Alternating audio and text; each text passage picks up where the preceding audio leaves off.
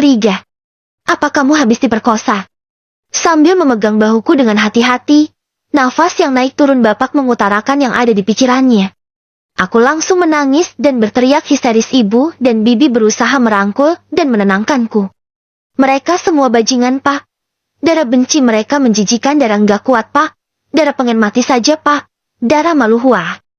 Teriakku yang terus memukul kepalaku dan badanku. Kudengar sayup-sayup tetangga sedang berbisik-bisik di luar yang sedang membicarakan aku. Tapi aku tidak peduli. Kulihat ibuku hanya diam, terlihat sorot matanya yang tajam, ada amarah yang beliau pendam. Ibu hanya memelukku dengan air mata yang deras mengalir. Berbeda dengan Bibi yang tak henti-hentinya menguatkan hatiku agar selalu mengucap istighfar dan memohon pertolongan kepada Allah SWT. Bapak menghampiriku dan memegang bahuku. Siapa yang melakukannya, nak? Katakan jangan takut. Ada Bapak di sini, kita akan sama-sama berjuang. Tanya Bapak lembut dengan memegang punggung tanganku. Karena aku sudah tidak kuat menahan beban ini sendiri. Akhirnya aku ceritakan semua kejadian yang mengerikan itu kepada mereka semua. Aku tidak peduli dengan omongan tetangga yang menilaiku seperti apa. Setelah aku menceritakan peristiwa itu, yang aku pikirkan, aku ingin tahu segera siapa pelakunya. Baiklah, aku akan menceritakan peristiwa mengerikan itu, jawabku. Seketika mereka semua terdiam sambil menyimak ceritaku. Terlihat mereka membekap mulut masing-masing dan menggeleng-geleng kepala. Terlihat Bapak menahan amarah dan mengepal tangannya. Aku tidak tahu, Pak, mereka sepertinya bukan warga sini. Papaku. Mereka, sahut Bapak. Ibu dan Bibi. Maksud kamu pelakunya lebih dari satu, nak? Tanya Bapak kaget. Ibu, Bibi, dan warga di depan juga ikutan kaget mendengar ceritaku. Apa kau tahu ciri-ciri mereka, nak? Walaupun sedikit. Tanya Bapak lagi. Saat kejadian itu keadaan gelap tapi. Aku sambil terus mengingat. Aku ingat, Pak. Salah satu di antara mereka ada luka di dahi sebelah kiri. Karena pada saat itu aku masih sempat melawan. Dan teman-temannya memanggil dia bos. Ucapku sambil dipeluk ibuku. Orang tua mana yang tidak marah dan hancur melihat anak perempuan semata wayangnya dinodai. Dari kecil dijaga sudah dewasa dihancurkan. Apa jangan-jangan? Gumam Bapak yang mulai curiga. Aku melihat Bapak menuju ke belakang entah pergi kemana. Tidak berselang lama Bapak keluar dengan membawa pisau yang beliau sembunyikan di kantong celana belakang. Aku, Ibu, dan Bibi tercengang melihat aksi nekat Bapak. Bapak mau kemana? Kenapa bawa pisau? Tanya ibuku langsung berdiri menyusul Bapak. Aku menyuruh Bibi memapahku. Awalnya Bibi tidak mengizinkan karena melihat kondisiku yang lemah, tapi aku terus memohon. Akhirnya Bibi mengizinkan dan mau memapahku mengikuti ibu dari belakang walaupun masih lemas. Sakit di sekujur tubuhku terutama di area kewanitaanku. Aku ingin tahu Bapak mau kemana. Apakah Bapak tahu pelakunya? Gumamku dalam hati. Dengan mata yang tajam menusuk amarah, Bapak tidak terelakkan beliau melangkah dengan cepat sambil menggenggam sebilah pisau yang disembunyikan di kantong celana belakang. Bapak mau kemana, Pak? Jangan nambah masalah, kasihan darah, Pak. Cegah ibu sambil terus berjalan sedikit berlari menghampiri Bapak. Tiba-tiba Bapak berhenti di rumah yang agak besar dari rumah warga yang lain. Tidak salah lagi itu rumah Pak Rusdin, kepala desa tentram. Walaupun nama desaku desa tentram. Tapi warga sini tidak ada yang merasa tentram sejak kepemimpinan Pak Rusdin. Rusdin, keluar cepat. Teriak Bapak lantang. Akhirnya Pak Rusdin keluar bersama istrinya Butini dengan wajah kaget dan bingung dengan kedatangan Bapak yang marah-marah sambil berteriak dan semua warga pun keluar karena penasaran mendengar teriakan Bapak. Ada keperluan apa kau, Darmo? Kenapa berteriak di rumahku? Balas Pak Rusdin tak kalah emosi seperti Bapak. Iya nih, tidak punya sopan santun, datang-datang tidak memberi salam malah teriak-teriak tidak jelas. Timpal Butini yang juga emosi seperti suaminya. Mana keponakanmu si Elix? Bawa ke sini dia. Ada yang ingin aku tanyakan? Punya Bapak dengan menahan amarah. Pak, ayo Pak, pulang. Ngapain Bapak ke rumah Pak Kades? Apa hubungannya dengan masalah putri kita? Kasihan darah, Pak, kalau banyak orang yang tahu. Pinta ibu sambil memegang lengan Bapak untuk diajak pulang. Ada urusan apa kau ingin menemui Elix? Jawab Pak Rusdin sinis. Karena penasaran tiba-tiba keponakan Pak Rusdin keluar bersama kedua temannya. Ada apa, Om?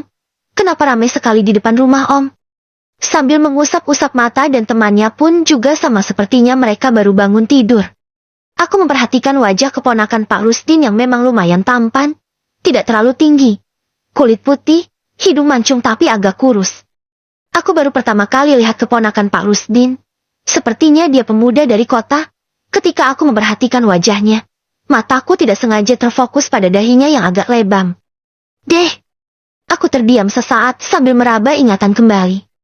Mungkinkah, gumamku sambil membekap mulut. Lolex itu kenapa dahimu lebam? Perasaan kemarin malam kamu pamit sama Tante nggak ada lebam di dahimu, tapi kenapa pagi-pagi lebam? Tanya Butini heran. Tiba-tiba wajah Alex pucat pasi dan terlihat gugup menjawab pertanyaan dari Butini. Aku makin curiga. Dia tampak melihatku dengan wajah tegang dan mata melotot. Ayai, ini tadi imaku kebentur meja pas bangun tidur kaget. Dengar ribut-ribut makanya aku buru-buru keluar gitu, Tan. Sambil melirik kedua temannya dan menutupi luka lebam di dahinya.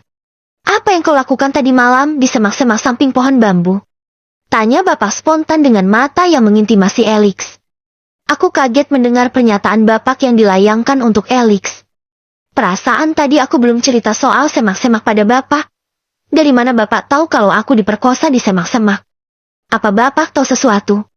Batinku menduga-duga. Bapak ini bicara apa? Aku tidak mengerti apa yang bapak katakan. Alex dan kedua sahabatnya tampak saling lirik dan sama-sama terlihat gugup. Langsung saja ke intinya. Jangan berbelit-belit kau Darmo, aku sudah muak dengan percakapan ini. Timpal Pak Rusdin yang tidak sabar ingin tahu maksud kedatangan bapak. Baiklah, jawab dengan jujur Lex, apa kau sudah memperkosa anakku dari tadi malam di semak-semak samping pohon bambu? Tanya bapak dengan suara lantang dan menahan emosi. Terlihat urat-urat di wajahnya menyembul keluar. Amarah bapak sudah tidak bisa terelakkan lagi. Benda tajam yang tadi digenggamnya kini langsung diarahkan di depan wajah Alex. Seketika semua orang tercengang melihat sikap bapak, yang sudah berani menodongkan pisau di depan wajah keponakan Pak Rusdin. Sebab selama ini warga tidak ada yang berani membantah atau bertatap muka dengan Pak Rusdin atau keluarganya. Astagfirullah Pak, nyebut Pak. Kenapa bapak nuduh Alex? Ayo Pak kita pulang saja, ibu takut. Hiks. Tangis ibu pecah karena bapak sudah berani menodongkan pisau di depan wajah Alex. Dan menuduh tanpa bukti. Apa yang kau lakukan Darmo? Lepaskan pisau itu. Pak Rusdin terlihat panik melihat keponakannya dalam bahaya. Jangan kau sakiti keponakanku Darmo. Aku mohon lepaskan pisau itu. Kasihanilah Alex. Dia baru pertama kali datang ke sini. Timpal Butini memohon agar bapak tidak menyakiti keponakannya. Tiba-tiba bapak menodongkan pisau di depan wajah Alex, yang membuat aku histeris. Pergi kalian. Jangan, tolong pergi. Aku berteriak histeris. Pasalnya aku melihat mata Alex seperti mata pelaku yang sudah memperkosaku. Kepalaku pusing, tubuhku lemas, dan aku sudah tidak ingat lagi. Pof Pak Darmo itu kenapa firasatku tidak enak. Aku keluar rumah mondar-mandir menunggu anakku Dara yang pamit ke musola. Ini sudah jam 20:30 menit, kenapa Dara belum pulang-pulang? Tidak seperti biasa. Aku sangat cemas dan tiba-tiba ibu menghampiriku. Kenapa bapak di luar? Ayo masuk. Mungkin Dara ada kegiatan di musola Pak. Sambil menepuk bahuku dan masuk rumah. Dengan perasaan tidak tenang, sekitar pukul 21 aku memutuskan untuk masuk rumah dan duduk di kursi ruang tamu. Sambil menyalakan TV aku mencoba tenang. Tapi kekhawatiranku semakin tidak karuan. Aku menengok jam dinding menunjukkan jam 21:30 menit. Akhirnya aku keluar lagi untuk menunggu anakku. Ketika aku lagi memperhatikan jalan, yang biasa Dara dan warga lewati bila mau ke musola. Aku melihat segerombolan laki-laki jalan sempoyongan sambil ketawa dan ngoceh tak karuan. Bos lu emang hebat. Beruntung dapat perawannya, salut kita semua ya nggak guys, hahaha. Ucap temannya yang di sebelah dengan menepuk-nepuk pundak teman yang dipanggil bos itu. Iya benar. Walaupun kita dapat sisa, tapi masih sempit enak. Kedua gunungnya juga mantep, hahaha. Temannya yang satunya lagi menjawab. Pokoknya kalian diam saja, jangan bilang sama siapapun, terutama om dan tanteku. Oke. Kalau salah satu dari kalian membongkar rahasia ini, tamat kalian. Mengerti? Alex berbicara dengan sempoyongan.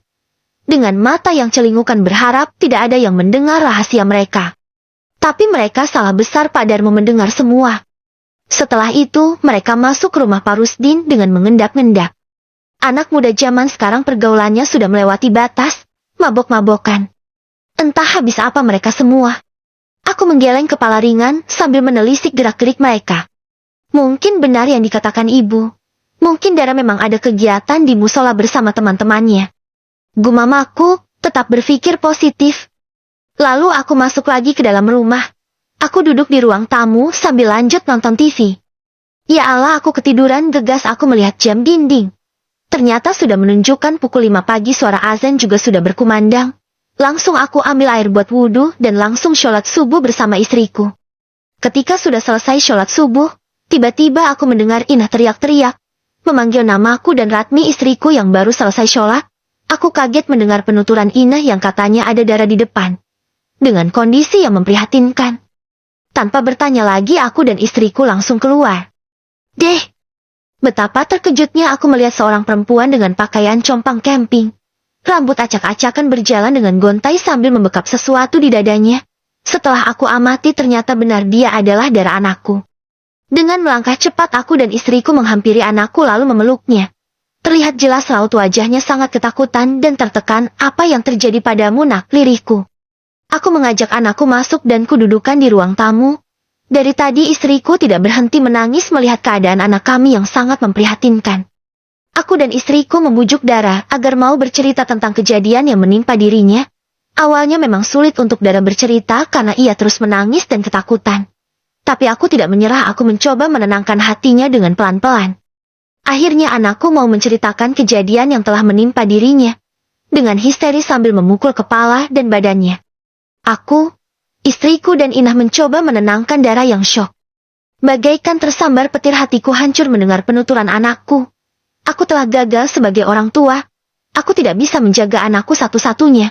Aku luruyak berdaya, kakiku terasa lunglai, tidak punya tenaga untuk berdiri maupun berjalan. Ya Allah, begitu berat cobaan yang kau berikan kepada keluargaku, terutama kepada anakku. Aku tidak tahu apakah dia bisa melewati setelah ujian yang kau berikan ini. Batinku mengeluh putus asa. Aku mencoba kuat dan tegar. Walaupun Aki sangat rapuh dan hancur melihat anak semata wayang yang sangat kami sayangi harus merasakan sakit dan hancur. Setelah mendengar anakku bercerita mereka ada 7 laki-laki dan bukan warga sini, aku kaget dan syok. Astagfirullah. Bajingan mereka semua. Mereka bukan manusia tapi iblis. Lirihku geram. Tak bisa aku bayangkan betapa tersiksanya anakku tadi malam. Mereka merudah paksa anakku. Ya Allah, ampuni hamba karena sudah lalai menjaga amanahmu. Aku menyalahkan diriku sendiri. Dengan mata berkaca-kaca aku tidak bisa menyembunyikan kesedihan dan kemarahanku. Aku benar-benar murka. Tiba-tiba aku teringat kejadian tadi malam pas ada segerombolan laki-laki yang sedang mabuk. Astagfirullah. Apa jangan-jangan? Aku mengepal tanganku. Mataku memanas.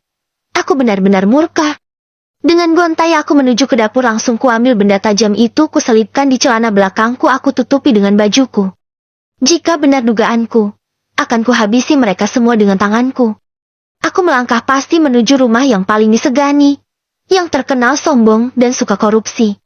Aku tahu keponakannya Rustin baru datang kemarin siang, dia juga mengajak teman-temannya. Kecurigaanku beralasan. Kemarin siang saat aku lagi santai duduk di depan teras rumah, aku tidak sengaja melihat keponakan Rustin itu datang bersama teman-temannya mengendarai mobil. Rumah Rustin berhadapan dengan rumahku yang berjarak kurang lebih 50 meter. Walaupun jaraknya jauh, tapi aku masih bisa melihat dengan jelas. Dengan amarah yang tak tertahankan saat aku melihat Alex keponakannya Rustin keluar, langsung kuarahkan benda tajam yang tadi aku bawa dari rumah. Aku sudah tidak memikirkan akibat atas perbuatanku, karena aku ingin pengakuan dan keadilan untuk anakku Dara. Nyawa pun akan kuberikan untuk anak dan istriku agar mereka bahagia. Saat aku sedang menginterogasi Alex, dari belakang aku mendengar jeritan dan teriakan anakku yang ketakutan menatap Alex. Langsung refleks jatuhkan benda tajam itu, dan langsung mengangkat tubuh anakku yang pingsan. Setelah Dara sudah sadar, aku mau pergi mencari bukti yang kuat supaya mereka bisa aku jebloskan ke penjara. Sudah, jangan dipikirkan. Lebih baik kamu istirahat. Ibu dan Inah tolong bawa Dara ke kamar biar bisa istirahat. Dan tolong ditemani ya. Bapak mau keluar bentar. Perintahku. Aku ingin diam-diam pergi ke rumah Rustin. Aku ingin mencari bukti yang kuat supaya bisa menyeret mereka ke kantor polisi. Aku sangat yakin mereka lah yang melakukan hal keji itu kepada anakku. Bapak mau kemana? Jangan berbuat yang aneh-aneh lagi, Pak. Ibu takut. Ujar ibu dan Inah yang terlihat cemas. Iya, Bapak ngerti. Bapak pergi dulu keburu siang. Assalamualaikum. Aku langsung pergi dengan pikiran yang tidak tenang. Waalaikumsalam, serentak semua menjawab salamku. Kulirik jam dinding masih pukul 10 pagi. Segera kulangkahkan kakiku menuju rumah Rusdin. Jalanan terlihat sepi, memang jam segini para warga sedang sibuk di sawah. Ini kesempatanku untuk mencari informasi. Aku sengaja membawa handphone punya Dara yang aku ambil secara diam-diam untuk merekam bukti. Sekarang aku berada di samping kamar, yang aku tak tahu kamar siapa. Aku buru-buru mengambil handphone lalu aku rekam. Aku mencoba mempertajam pendengaranku supaya mendapat bukti. Bos Elix beruntung dapat yang pertama bisa belah duren. Legit pasti haha. Berarti kalau sampai cewek itu hamil pasti anaknya Bos Elix dong. Secara kan bos yang pertama yang enggak.